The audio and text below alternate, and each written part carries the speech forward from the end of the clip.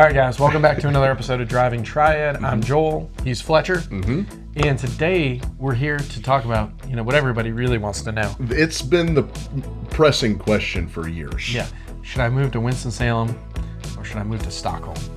Sweden, just to be clear. Just to be clear. If we're not going to take you as a hostage.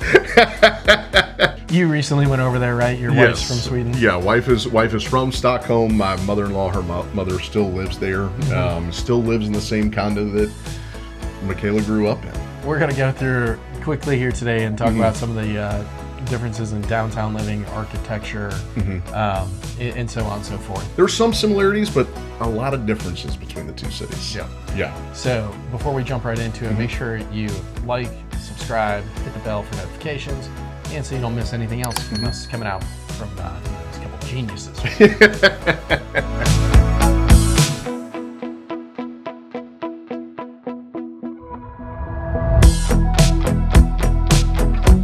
So first off, let's compare the downtown area. Winston's fairly compact. It is. Yeah.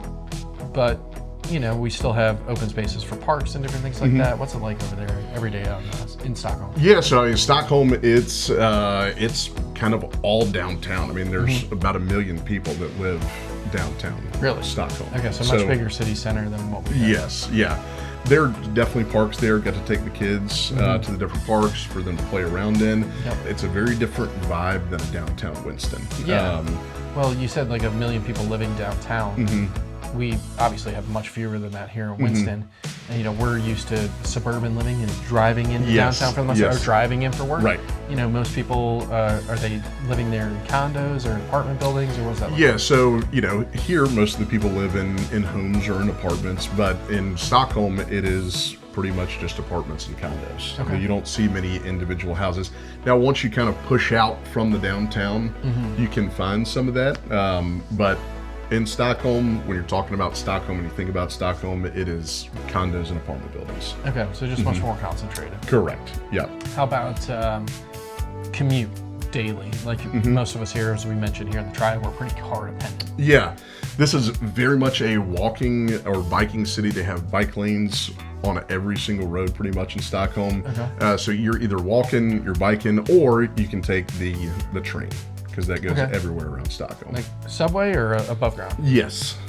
Both. All right, so everybody's kind of living in apartments and that there for the most part. Yeah. Most of our architecture here, is from the 20s and then further on. Pretty modern as you get a little further along.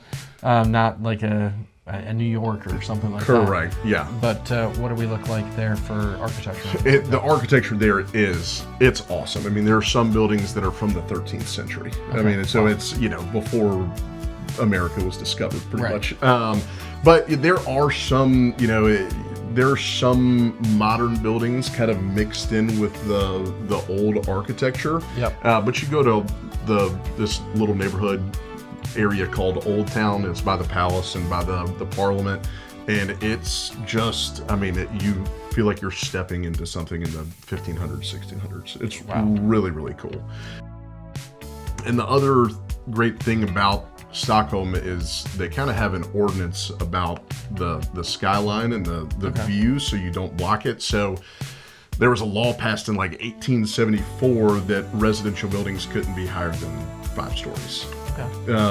So no high rises. There. Once you push away from kind of the city center, there are some high rises, but the tallest building in Winston-Salem, the Wells Fargo Center, it's taller than the tallest building in Stockholm. Yeah, which is, if you look at Winston's skyline, I think it's pretty in its own right, but it's not something you're going to go, oh my gosh, I've never seen something like this here in the United States. You're used to seeing buildings of that size.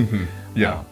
So it is very different. It's very cool. There's, it's on the water. Stockholm's on the water, so they want to have that view of the water and not have high rises all just blocking everything around the downtown area. How's the cuisine and that over there different? Yeah. And then we don't need to talk about that, like fermented fish stuff. Yeah, I tried that too. Don't recommend the sustami. Okay. But yeah, the food there, because it is the capital of Sweden, you have a lot of different cultures that are there. So you can find all sorts of different, different ethnic foods. You can have great Greek, Indian, kind of whatever you want to find, you can find. Great Asian foods there. Yep. It is interesting, I kept asking Michaela the first time we went there a few years ago. I was like, I want to go out and get a traditional Swedish meal. They don't have those restaurants really. You just get that at home. They're cooking the meatballs and the lingonberry sauce and the potatoes and stuff at home. So you're just expected to know how to do it. Correct. Okay. But it is. I made my own little video about this, but basically there's a bakery / coffee shop on about every single corner in Stockholm. Okay. And they're making their bread fresh. They're making the cinnamon rolls, the cardamom buns, the chocolate balls, these little cakes. They're making everything fresh daily. They have meat markets and cheese markets and fish markets, and that was one of the coolest places I've ever been to, was this meat / cheese / fish market where you can go in.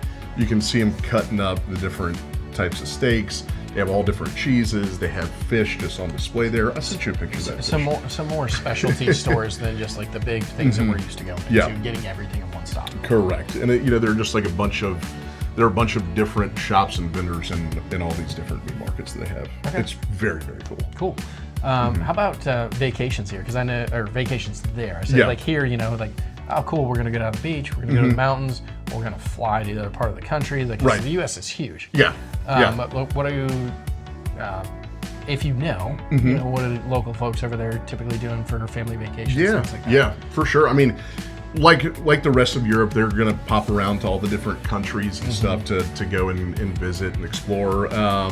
But, if they're wanting to kind of stay in Sweden, a lot of people in Stockholm have little summer homes that are just an hour outside of Stockholm where they go.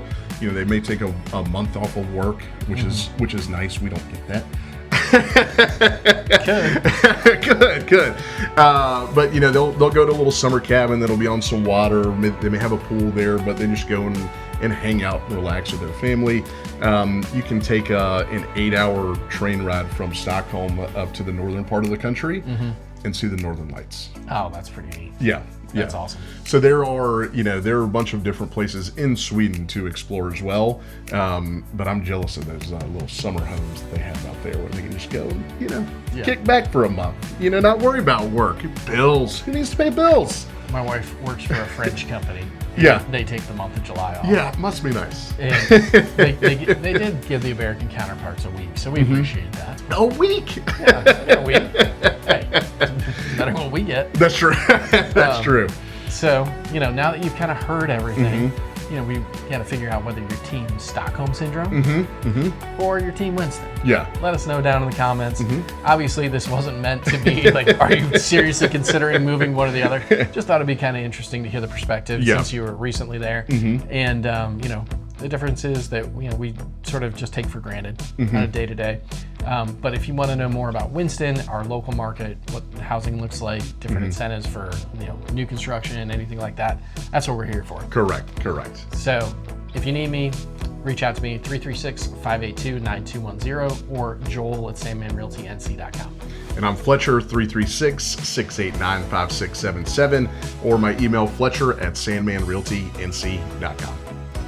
Hope you have a great European vacation this year. Yeah, might as well. Go to Stockholm. Why not? Yeah. All right. Take care, guys.